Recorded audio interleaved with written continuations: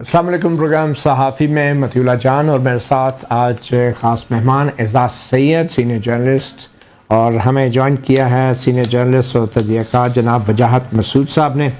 Programme के आखिरी segment में हम बात करेंगे सिंध के सूबाई निगरान वज़ीर जनाब मीर खुदाबख्श मरी से, जो मादिनात और कानकुनी के वज़ीर हैं और कुछ दिलचस्प कहानी है उनके पास शेयर करने के लिए। मगर आज की जो सबसे बड़ी डेवलपमेंट, तहरीक इंसाफ की एक और विकेट गिर गई है। ये विकेटों की बात जो करते थे ख़ासतौर पे चेयरमैन तहरीक इंसाफ, आज उनकी अपनी विकेटें जब गिरने लगी तो एक लाइन ही लग गई है। अब देखना यह है कि क्या जो आखिरी टेल एंडर्स हैं वो भी इस बाउलिंग का हमला बर्दाश्त कर सकेंगे या नहीं, जिसका नज़ारा हम आजकल कर रहे हैं।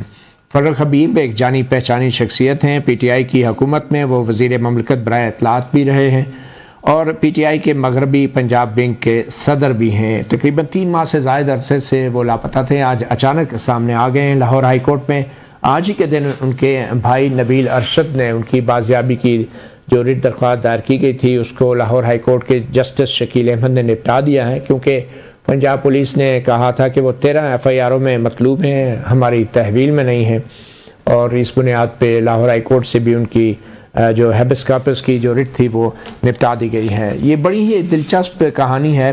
बज़ाहिर तो ये लगता है कि अचानक ज़मीर जाग गया है, मगर ये ज़मीर जो जागा है, ऐसे वाक़यात हमें आए दिन अब देखने को मिल रहे हैं। कभी बात सदाकत अब्बासी के इंटरव्यू की शक्ल में सामने आती है और कभी उस्मान डार के इंटरव्यू की शक्ल में, और अब एक नया तरीका जो है प्रेस कॉन्फ्रेंस, बल्कि इतना नया भी नहीं, एक पुराना तरीका है। मगर इससे पहले कि हम मेहमानों की तरफ जाएं, आपको एक झलक दिखाते हैं। बदलता है रंग आसमां कैसे कैसे। फ़र्रुख हबीब बहुत से मामलात पे पहले क्या कहते थे और फिर आज वो क्या कह रहे थे उन्हीं मामलात पर। अब हकीकी मानों में हकीकी आजादी के लिए पहरा देने का वक्त है और सब बाहर निकले, इमरान खान के साथ खड़े हों। हम आपके यहाँ पर मुंतज़िर हैं ज़मान पार्क के। ये कोई कुफर और इस्लाम की जंग नहीं है। जज्बात भड़काए जाते रहे कि पता नहीं जो पाकिस्तान के इदारे हैं वो आपके खिलाफ काम कर रहे हैं। आप इमरान खान के ऊपर पाबंदी लगाएंगे, आप इमरान खान की पार्टी के ऊपर पाबंदी लगाएंगे, क्योंकि आप इमरान खान का सियासी मैदान में मुकाबला नहीं कर सकते। 9 मई का जो वाकया है, इस पे आपने मुसलसल लोगों की ज़हन साजी की। आप बैलेट की बजाय आप कह रहे थे कि बुलेट का रास्ता इख्तियार कर लें, लेकिन उस दिन चंद लोगों को क्या खास हदायत थी जिनका हमें नहीं पता था। आपने देखा कि सेनेट में भी ज़मीरों की मंडियां लग रही हैं, वोट ऑफ नो कॉन्फिडेंस के लिए भी मंडियां लग रही हैं। नो कॉन्फिडेंस हुआ आईनी तरीके से, आइन में मौजूद है कि आपके पास अगर अक्सरियत नहीं है तो आप वोट ऑफ नो कॉन्फिडेंस से आपको हटा दिया जाएगा। पाकिस्तान के अंदर रजीम चेंज की कोशिश की गई, पाकिस्तान के अंदरूनी मामलात के अंदर मुदाखलत की गई। जब आपकी सरबराही में नेशनल सिक्योरिटी काउंसिल की कमेटी की मीटिंग हो रही हो, साइफर उसमें ज़ेर बहस है, लेकिन उसका मुश्तरका इलामिया ये जारी होता है, ये कॉन्स्पिरेसी नहीं है, ये साजिश नहीं है। अलीम खान, उनका भी ज़मीर जाग गया। यतीमों के, मस्कीनों के, आम लोगों के प्लाटों के ऊपर आप लोगों के ऊपर फ्रॉड करने, उसको हम क्लीन चिट नहीं दे सकते थे। वज़ीर आला पंजाब उस्मान बुज़दार का ताल्लुक एक पसमानदा इलाके से है। वो वज़ीर आज़म इमरान खान के विजन के ऊपर काम कर रहे हैं। खान साहब की अहलिया बुशरा बीबी, जो कि एक बापर्दा खातून है, गैर सियासी हैं, उनका भी ख्याल नहीं रखा जाता। अलीम खान तो बहुत अच्छे हैं। अलीम खान के पास तो बड़ा लीडरशिप की क्वालिटी भी है, बड़ा अच्छा विजन भी है। 2018 में जो है वो बुशरा बीबी ने उस्मान बुज़दार को पास कर दिया तो अलीम खान बुरे हो गए, जहांगीर तरीन जो है वो बुरे हो गए। कानून के मुताबिक इमरान खान ने कीमत अदा करके तहाइफ हासिल किए। हमें ये पता ही नहीं है कि इमरान खान साहब ने भी तोशाखाना से घड़ियां ली हुई हैं। तो जनाब आपने सुना। मैं वजाहत मसूद साहब आपसे गुफ्तगू का आगाज़ करना चाहता हूँ। क्या आप इस प्रेस कॉन्फ्रेंस को देख के ये समझते हैं कि फ़र्रुख हबीब साहब का ज़मीर जाग गया है, या हमारी कौम का या जो हमारे हुक्मरान हैं उनका ज़मीर सो गया है? भाई मतीउल्लाह, मैं आज जब फ़र्रुख हबीब साहब की, जो कि बहुत शोला बयान मुकर्रर के तौर पे तहरीक इंसाफ की तर्जुमानी करते रहे हैं, वो प्रेस कॉन्फ्रेंस देख रहा था तो मुझे एक दिलचस्प मुमासरत नजर आई। जैसा कि हम सब जानते हैं कि सिंध में इस्लाम की रोशनी कम सिन हिंदू बच्चियों तक पहुंचती है, लड़कों तक नहीं पहुंचती। एक खास पैटर्न है ना कि हिंदू बच्चियां कम उम्री में इस्लाम कबूल कर रही हैं।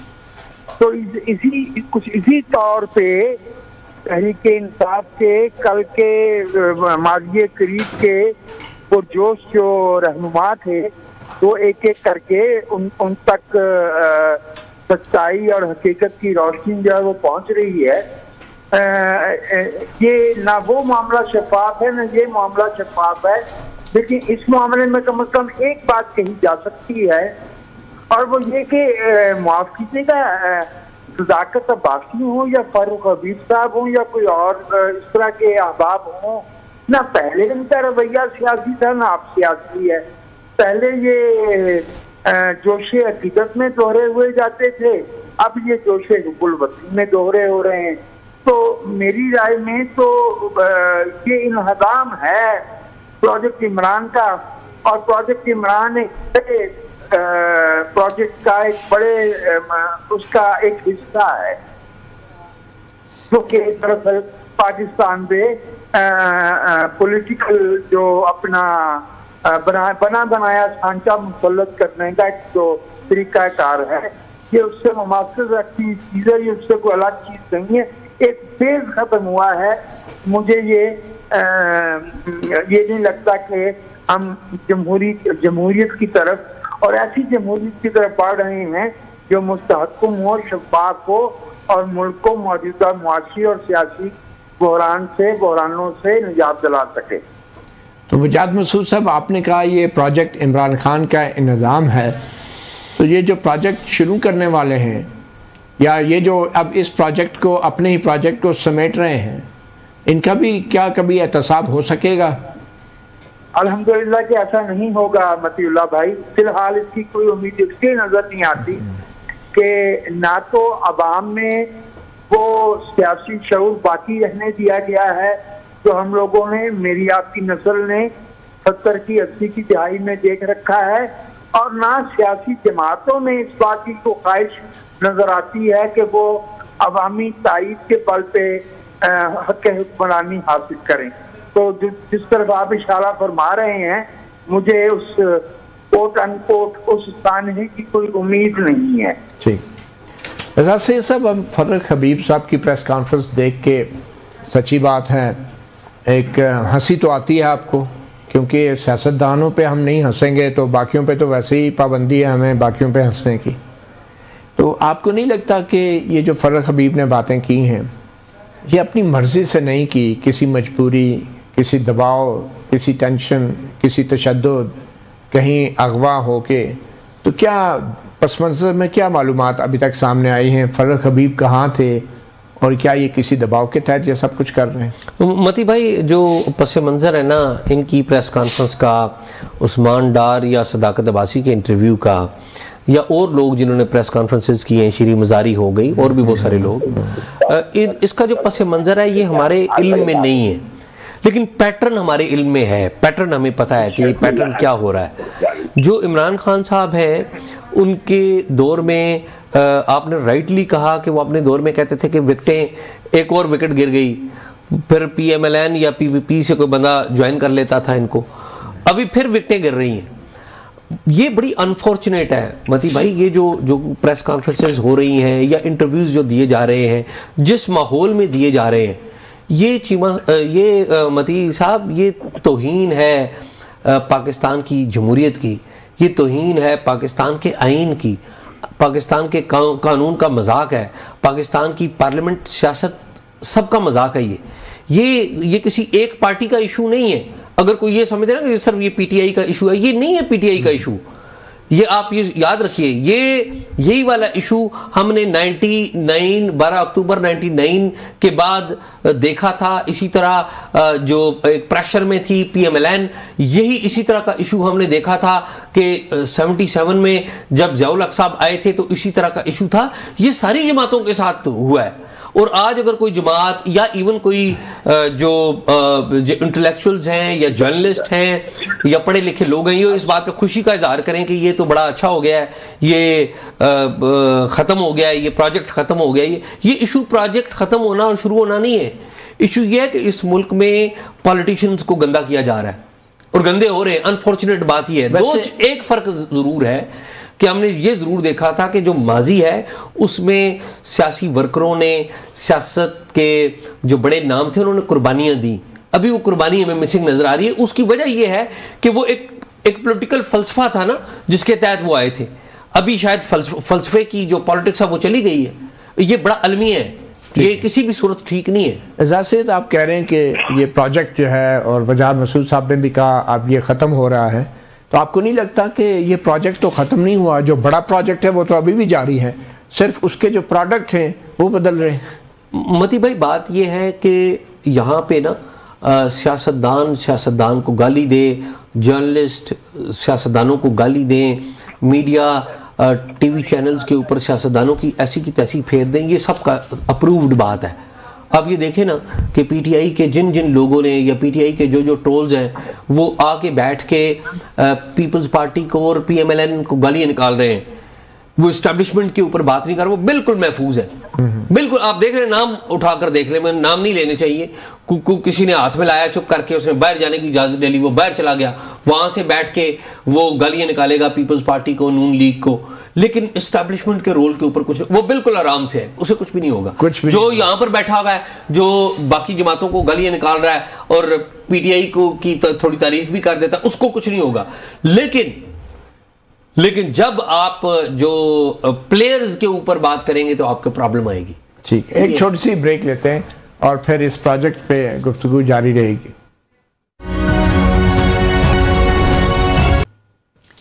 Welcome back. सहाफ़ी प्रोग्राम में हम बात कर रहे हैं बदलती सियासी वफादारियों की, और नया पाकिस्तान के हवाले से जो प्रोजेक्ट शुरू हुआ था, अब वो इस्तेहकाम पाकिस्तान तक का उसका सफ़र मुकम्मल हो रहा है। वजाहत मसूद साहब हमारे साथ मौजूद हैं। वजाहत मसूद साहब, आपके ख्याल में जो निज़ाम की तब्दीली होनी थी, हमें तो सिर्फ पार्टियों की तब्दीली लग रही है, और क्या हम ऐसी सूरत हाल में सदाकत अब्बासी, उस्मान डार या आज फर्रुख हबीब, क्या हम इनको लोटा कह सकते हैं? क्योंकि ये तो मखसूस एक टर्म थी सियासी वफादारियाँ तब्दील करने वालों के हवाले से, तो इनको हम क्या कहेंगे? क्योंकि मुझे तो नहीं लगता कि कोई इनको लोटा भी कह सकता है, क्योंकि जिन हालात में ये पार्टी वफादारियाँ तब्दील की जा रही हैं वो भी सबको पता है। ये लोटा नहीं, ये बोका तब्दील किया जा रहा है। ये इसी तौर से आपको याद होगा भाई मती, ये 30 अक्टूबर 2011 के बाद 19 दिसंबर 2012 तक के 50 दिनों में इसी तरह से टोकरे भर के ये तशरीफ लाए थे। ये लोग खास जहन रखते हैं, इनका कोई जमहूरी पस मंजर नहीं है, ना कोई जमहूरी वाबस्तगी है इन लोगों की। तो इन लोगों का जैसे ये तशरीफ लाए थे जिस वो लहजे के साथ, उसी के साथ ये वापस अपने घर ही वापस गए हैं। मैं नहीं समझता कि ये कोई नई सियासी जमात, कोई नया प्रोग्राम, अब तक इनके पास कोई ऐसा चेहरा भी नहीं है जो इंतखाबी मुहिम तक चला सके। तो तुम्ही ज्यादा से ज्यादा ये होगा कि ये आजाद उम्मीदवार के तौर पे इस्तेहकाम पाकिस्तान पार्टी, मुझे तो पंजाब में जो अगर कोई इस्तेहकाम का लफ्ज सही तलफ्फुज के साथ अदा कर दे तो मैं हैरान हो जाऊंगा। अजीब ख्वाब दिखाते हैं ना खुदा हमको, गरज ये है कि सफीना किनारे जाना लगे। वाह, एजाज सैयद साहब, वजाहत मसूद साहब कह रहे हैं इस्तेहकाम का लफ्ज़ जो है सही तलफ़्फ़ुज़ के साथ तो पंजाब में कोई शायद अदा भी नहीं कर सकता, मगर फिर भी जो पार्टी बदली गई तो इस्तेहकाम पाकिस्तान नई पार्टी जो है ठहरी। आपको क्या लग रहा है कि पहले पीटीआई थी और नून लीग गई थी, तो अब आपको नहीं लग रहा कि ये नून लीग आई और पीटीआई गई वाला काम हो रहा है? तो ऐसा ही है, इसमें तो कोई दो राय नहीं है।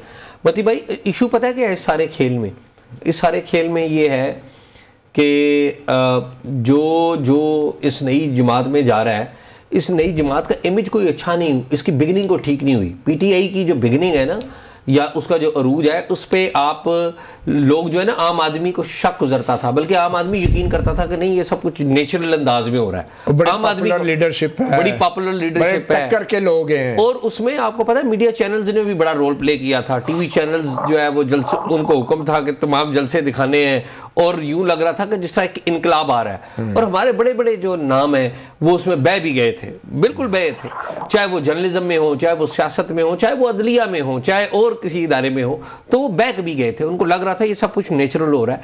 ये जो काम हो रहा है ये तो नजर आ रहा है कि नेचुरल नहीं हुआ। ये इस्तेकाम पार्टी, ये परवेज खटक साहब की पार्टी, ये तो अपेरेंट, ये तो नजर आ रहा है ना कि इन्होंने ये जो जमात बनाई है एक शख्स की दुश्मनी में बनाई है, कुछ लोगों को खुश करने के लिए बनाई है, अपनी जान बचाने के लिए बनाई है। तो ये तो एक कह लीजिए ना कि गद्दारों का टोला। मैं बड़ी क्रूड बात है, मैं किसी को गद्दार या बेवतन करार देने वाला कौन होता हूँ, ऐसी बात नहीं, लेकिन मैं आम क्रूड लैंग्वेज बात बता रहा हूँ कि आम आदमी की नजर में यह है कि ये फलां लीडर के गद्दार हैं। ये तासुर तो इसका ये है ना, ऑप्टिक्स बड़े अहम है, इंप्रेशन, उस जो आपका जो फर्स्ट इंप्रेशन है वो ठीक होना, वो ये तो ठीक ही नहीं, इंप्रेशन ही ठीक नहीं है। तो इलेक्शन, अब ये नवाज शरीफ साहब भी आ रहे हैं, बड़े ज़ोर शोर से, बड़ी तेज़ी से पाकिस्तान की तरफ बढ़ रहे हैं, तो इलेक्शन की तारीख का कुछ अता पता नहीं है। तो क्या लग रहा है कि नवाज शरीफ के आने से पहले मामलात बहुत बदल जाएंगे, बेहतर हो जाएंगे? पेट्रोल की कीमतों में 40 रुपये तक कमी हो गई है, और इधर से PTI का भी काम बज़ाहिर तमाम होता नज़र आ रहा है। शेख रशीद साहब भी किसी वक्त मंजर आम पे आ सकते हैं, कुछ दूसरे लोग भी। तो क्या लग रहा है कि 21 अक्टूबर से पहले कुछ मज़ीद भी वाक़यात होंगे ताकि एक नए प्रोजेक्ट की राह हमवार की जाए? देखें, जो नवाज शरीफ साहब आ रहे हैं ये एक अंडरस्टैंडिंग के तहत आ रहे हैं, ये सबको पता है। वो गए भी एक अंडरस्टैंडिंग के तहत ही थे। इशू ये नहीं है, हटाए तो वे किसी मिसअंडरस्टैंडिंग के तहत नहीं, वो भी अंडरस्टैंडिंग के तहत ही हटाए गए थे। वो अंडरस्टैंडिंग किसी और फ्री, वो इस्टेब्लिशमेंट की अंडरस्टैंडिंग किसी और फ्री के साथ हो गई थी ना। तो इशू ये है कि ये अंडरस्टैंडिंग्स नहीं मार दिया ना हमें, कि कभी एक जो ताकतवर लोग हैं वो किसी एक प्लेयर के साथ चले जाते हैं, फिर दूसरे प्लेयर के साथ आ जाते हैं। इलेक्शन की तारीख आ जाएगी या नहीं? मुझे मती भाई लगता है कि इलेक्शन की तारीख ना आने की कोई वजह नहीं है। प्रॉब्लम, ख्वाहिश ज़रूर हो सकती है, और शायद होगी भी कुछ लोगों की ये ख्वाहिश के इलेक्शन ना करवाए जाए, कि देखें जी हमने तो एक presentable prime minister, interim prime minister पेश कर दिया है। देखें जी, पहले हैंडसम था, अब प्रेजेंटेबल। हाँ जी, तो अब डॉलर की कीमत भी जो है नीचे आ गई है। प्राइम मिनिस्टर भी अच्छे तरीके से पाकिस्तान का केस लड़ रहा है। $2-3 की सरमाकारी होगी तो फिर तो इलेक्शन की जरूरत ही नहीं रहेगी। ये एक थिंकिंग है, लेकिन मेरा ये ख्याल है कि उसमें ना 3 चीज़ें बड़ी अहम है, 3 वेरिएबल्स बड़े अहम है। एक ये वेरिएबल बड़ा अहम है कि आपके पास एक इलेक्शन का माहौल बन रहा है।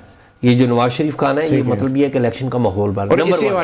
इसी वाले से दूसरी अहम चीज़ वेरिएबल है आपके चीफ जस्टिस काजी फायज ईसा, जो कहते हैं जी आइन और कानून के मुताबिक। ये उनका भी एक टेस्ट है ना, वो उन्हें भी बताना पड़ेगा कि मैं चीफ जस्टिस हूँ, ये होगा, इलेक्शन होंगे। तीसरी जो वेरिएबल है वो हमारे फाइनेंसिस से है। ये IMF और वर्ल्ड बैंक जो है, मेरा नहीं ख्याल कि वो कभी भी किसी अननेचुरल जो सिस्टम है कि अगर इलेक्शन आप नहीं करवाएंगे और इंटरनल तो वो फिर मुश्किलात पैदा, तो वो मुश्किलात। अच्छा, क्विकली, पीपल पार्टी को भी नवाज शरीफ के वापसी के हवाले से कुछ खदशात लाहक हो चुके हैं। वजह मसूद साहब, मैं आपको सुनाना चाहूँगा, पीपल पार्टी के लीडर खुर्शीद शाह साहब के कुछ तहफ़्फ़ुज़ात हैं नवाज शरीफ की वापसी के हवाले से, वो सुनते हैं फिर आपसे राय लेते हैं। तो वजाद मसूद साहब, पीपल्स पार्टी की लीडरशिप के जो तहफ़्फ़ुज़ात हैं मियाँ साहब की वापसी के हवाले से, और ये खदशे का इज़हार किया जा रहा है कि ये कोई बैकडोर की प्लानिंग है, सीधे रास्ते से मियाँ साहब नहीं आ रहे, तो क्या जो PTI के साथ जो कुछ भी हो रहा है, तो क्या उस हवाले से ज़्यादा मामलात संगीन नहीं हैं, या सिर्फ नवाज शरीफ की वापसी के हवाले से तहफ़्फ़ुज़ात बजा हैं पीपल्स पार्टी के? एक तो देखिए ना, सब सियासी जमातें और सब सियासी कुव्वतें कॉम्प्रोमाइज्ड हो गई ना इसमें। जैसे अभी हमारे मोहतरम भाई एजाज साहब फरमा रहे थे, आप पीपल्स पार्टी PTI वाले मामले पे तो खामोश है, क्योंकि उन्हें मालूम है कि आइंदा इंतखाबात में उनका असल मुकाबला मुस्लिम लीग नवाज से होगा यहाँ। तो ये इनकी पीपल्स पार्टी की यहाँ पे बात जो है वो पोस्टिंग, लेकिन ये बात दुरुस्त लगती है कि अगर नवाज शरीफ साहब बहरहाल कानून की नजर में तो इस वक्त तक वो कॉन्विक्ट है ना, तो उन्हें कानून के ड्यू प्रोसेस से तो गुजरना चाहिए। और वो तो 21 तारीख को जलसा रखा हुआ है। अगर 21 तारीख को जलसा रखा हुआ है उसका मतलब ये कि फिर कहीं कोई ऐसी उनको तफहीम दी गई है कि उन्हें अदालती कार्रवाई से नहीं गुजरना पड़ेगा। यहाँ पे जो है वो खुशी शाह साहब दुरुस्त फरमा रहे हैं। इट इज वेरी अनफॉर्चुनेट, जैसा कि भाई आजाद भी कह रहे थे कि हमारी सब सियासी कुफ्तें जो है वो कम्प्रोमाइज हो गई हैं, सबके यहाँ गब्बे नमूदार हो गए हैं और किसी एक सियासी कुव्वत का नुक्ता नजर ऐसा नहीं है जिसे जमहूरी और दस्तूरी ज़ाब्तों और कवायद के मुताबिक जो है। तो वजाद साहब, ऐसी सूरत हाल में आपके ख्याल में जो बाशऊर अवाम हैं या हम लोग हैं, हमें क्या करना चाहिए, क्या मौक़िफ़ अपनाना चाहिए? सरकार, हमारा तो मौक़िफ़ बिल्कुल वाज़ेह है ना कि भी दस्तूर की बालादस्ती होनी चाहिए, और दस्तूर की बालादस्ती तो सियासी कुफ्तों और सियासी अमल के जरिए ही हो सकती है ना। बैकडोर जो समझौते हैं वो मुस्लिम लीग नवाज करे या पीपल्स पार्टी करे या PTI करे, तो मुल्क के हक में तो नहीं हो सकते, अवाम के हक में तो नहीं हो सकते। बिल्कुल सही। मैं ये आपसे अपना जिसे कहना चाहिए कि अपना शिकवा या गिला ये रजिस्टर करवाना चाहूंगा कि बदकिस्मती से हमारे मुल्क के अंदर सियासी शऊर की सतह को सलीके से, तरीके से और जानबूझ के इतना गिराया गया है कि हम घरों में तो हैं मुख्तलिफ फलां का हामी है, फलां का हामी है, लेकिन हम पॉलिटिकल अपना डेमोक्रेटिक जो पैराडाइम है उसके साथ हम नहीं खड़े, ना हमें उसकी समझ है और ना इस तरह का कोई अवामी दबाव मौजूद है कि सियासी जमातों को ये जरूरत महसूस हो कि वो दस्तूर की बालादस्ती के साथ चलें। बिल्कुल बिल्कुल सही। बहुत शुक्रिया वजाद मसूद साहब, मिजाज सैयद साहब। दस्तूर की बालादस्ती का नारा हम भी लगाते हैं और बदकिस्मती से वो लोग भी लगाते हैं जो दस्तूर पर यकीन ही नहीं रखते। छोटी सी ब्रेक के बाद बात करेंगे सिंध के एक नौजवान निगरान वज़ीर से, जिनके मुताबिक सिंध के अंदर जो मादनियात की दौलत है, जो ग्रेनाइट की ख़ास तौर पे दौलत है, जिसको अभी तक ज़मीन से ऊपर नहीं लाया जा सका, अगर उसी के हवाले से सरमायाकारी की जाए तो अरबों डॉलर पाकिस्तान में आ सकते हैं। वो कैसे, ये फार्मूला क्या है, हम वक्फे के बाद उनसे बात करते हैं।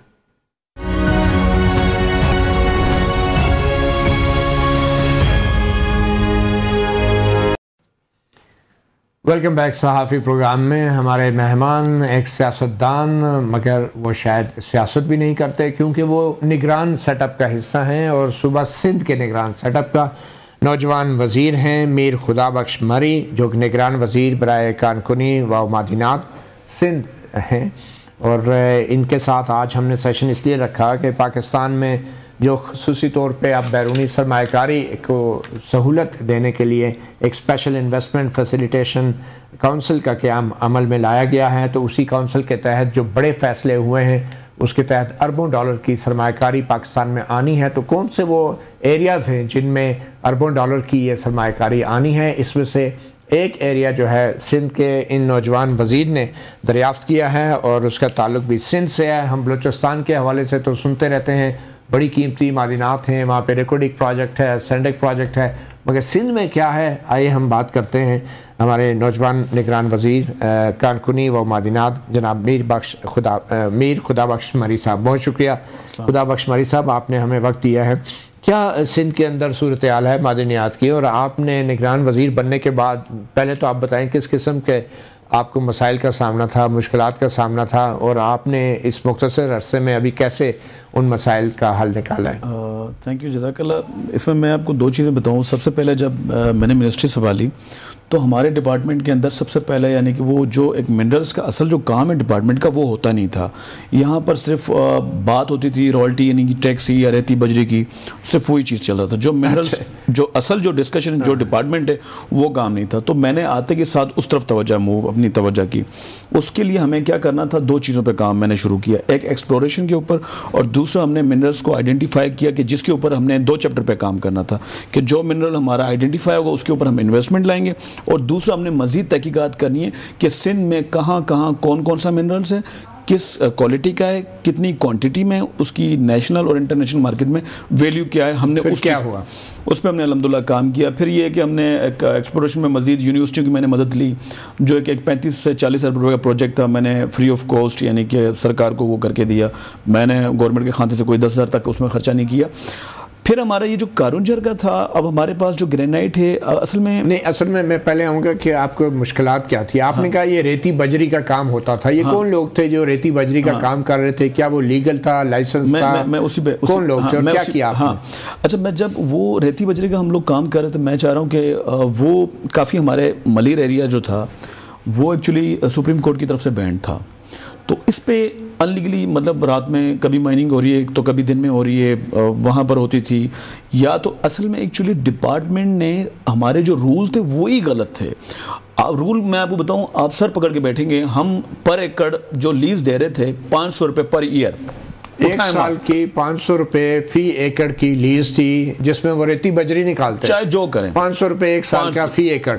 और कितने हज़ार एकड़ पे हो रहा है? आप किसी को 50 एकड़ ग्रांट कर दें, किसी को 100 कर दें, किसी को 200 कर दें। और वो पैसा किधर जाता था? वो मतलब इतनी सस्ती लीज क्यों देते थे? यही तो मतलब हमारी क्या उसमें रिश्वत इन्वॉल्व थी? जाहिर सी बात है, अब हर किसी के अपने मफादात थे। और इलीगल माइनिंग हो रही थी, काफ़ी जगहों पर इलीगल थी। अल्हम्दुलिल्लाह मैंने आती अपने टेन्योर के अंदर टोटली, इस वक्त आपको पाकिस्तान के अंदर एक ही डिपार्टमेंट ज़्यादा मिलेगा जहां पर इनलीगल माइनिंग या इनलीगल जो है काम का जो रेशो आई थिंक सबसे कम या ना होने के बराबर है, वो मेरा है पूरे सिंध में, मतलब पूरे पाकिस्तान की बात कर रहा हूं। अच्छा, सिंध में रुक गई है? अल्हम्दुलिल्लाह मेरे डिपार्टमेंट तो बिल्कुल भी नहीं। अच्छा, फिर आपके डिपार्टमेंट में आपके अमले की क्या सूरत हाल है? क्योंकि ये वजारत जो है मिनरल डेवलपमेंट की, इसके कोई आपका अमला पूरा है? मोदी साहब, मैं आपको हंसी आएगी, यकीन माने, मेरा जो है ना वो एक सेक्रेटरी था, उसको मैंने डीजी के भी चार्ज दिया, वो 15 दिन मेरे पास टिका।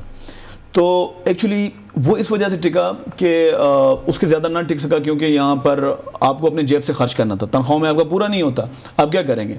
उसने वो भागने की कोशिश। उसके बाद मैं कोशिश करता हूँ कि मुझे डीजी, अब इस वक्त मेरे पास ना डीजी है, ना मेरे पास सेक्रेटरी है, ना डिप्टी सेक्रेटरी है, ना डिप्टी डीजी है मेरे पास। चले, अल्लाह करे। अब दुआई कर सकते हैं, टाइम थोड़ा है, मुकाबला सकते हैं। अब बताएं जी, ये ग्रेनाइट की क्या आप? असल में हमारे पास एक मिनरल नहीं है हमारे पास, मैं आपको बताऊं आपके तवज्जुह से, आपके इस पे हमारे पास असल में बलूचिस्तान में माना जाता है कि रेकोदेक, देखिए रेकोदेक भी जो है वो हमने नहीं, अंग्रेजों ने शुरू किया था, ठीक है, हमारी अपनी कोई नहीं है। इस वक्त दुनिया जो है हमारी मिनरल से जुड़ी हुई है। जापान के पास 12 किस्म के, हमारे पास 87 किस्म के हैं, उससे भी बल्कि ज़्यादा, उसकी जो मेरी स्टडी के मुताबिक 87 के हैं। हम उससे पीछे, हमारे घर के अंदर, हमारे फैक्ट्रियों में, हमारे बाहर सारी चीज़ मादनिया से जुड़ी हुई है, उस पर हमने तवज्जो नहीं दी। हमारे पास ग्रेनाइट है, हमारे पास चाइना किले है, हमारे पास बेंटोनाइट है, हमारे पास लिथियम के हमें ट्रेसेस मिले, हमारे पास मार्बल है, हमारे पास सलीका है, सिलिकॉन, जिससे सेमीकंडक्टर चिप बनता है, वेफर जो है। ये सिंध की बात कर रहा हूँ मैं, सिंध की बात कर रहा हूँ। दुनिया में जिसकी एक नई जो जंग होने जा रही है, एक आप समझे एटमी जो एक तरह का होता है, वो सेमीकंडक्टर चिप है।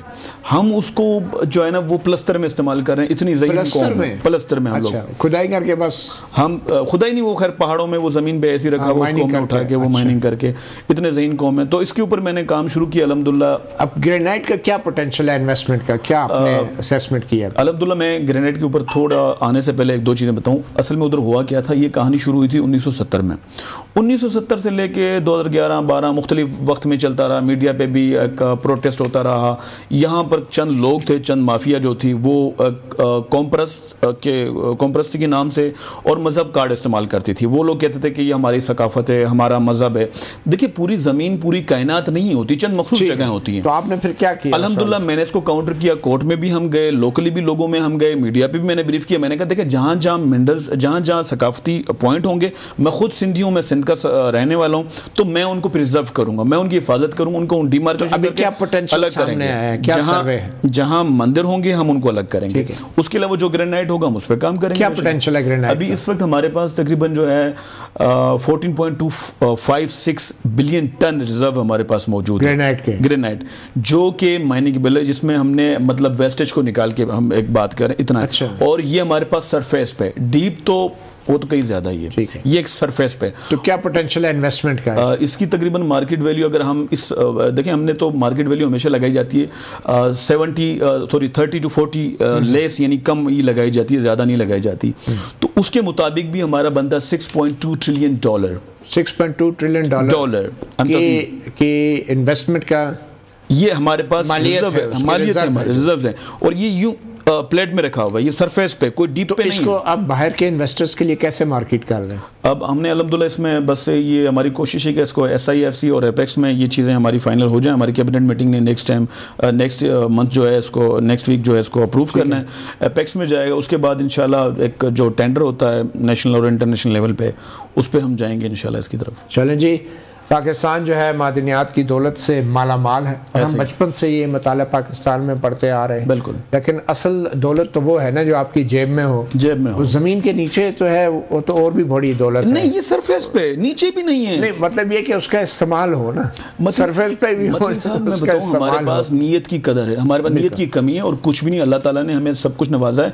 जब मैंने अपना डिपार्टमेंट संभाला तो एक्सप्लोरेशन के लिए मुझे फंड चाहिए था, मैंने कुछ नहीं किया। मैंने यूनिवर्सिटी को रुख किया, क्योंकि उनके पास इक्विपमेंट और लैब्स ऑलरेडी मौजूद हैं। मैंने उनको यूटिलाइज करना शुरू कर दिया। जब उनको शुरू किया तो उनसे मुझे बेनिफिट मिलना शुरू हुआ। मैंने GSP को ऑन बोर्ड लिया, मैंने सुपार्को से हेल्प ली। इसमें कोई बुराई तो नहीं है, हमारे अपने डिपार्टमेंट के अपने इदारे हैं। अब मैं खरबों रुपया खर्च करूं और फिर एक तहकीकात करूं, तो आई थिंक वो एक जी, हम उम्मीद करते हैं कि इस मुख्तसर मुद्दत में और इलेक्शन से पहले इस हवाले से आप कुछ इतनी प्रोग्रेस कर जाएं कि लोग वाकई आपके दौर को, आपकी हुकूमत को याद रखें, और अगर आप सियासत में आए तो आपको वोट भी दें। जज़ाकल्लाह। बहुत शुक्रिया। हमारे साथ मौजूद थे मीर खुदाबख्श मरी, निगरान वज़ीर कारकुनी और मादिनात। उम्मीद है कि ये मुख्तसर मुद्दत के अंदर कम से कम नौजवान वज़ीर जो हैं सिंध में मादिनियात के हवाले से कुछ ऐसी अच्छी खबर कौम को देंगे कि जिसकी बुनियाद पर यह कहा जा सकेगा कि निगरान हुकूमत ने भी इस मुल्क के लिए कुछ ना कुछ ज़रूर किया है। सहाफ़ी प्रोग्राम से इतना ही, इजाज़त दीजिए। अल्लाह हाफ़िज़।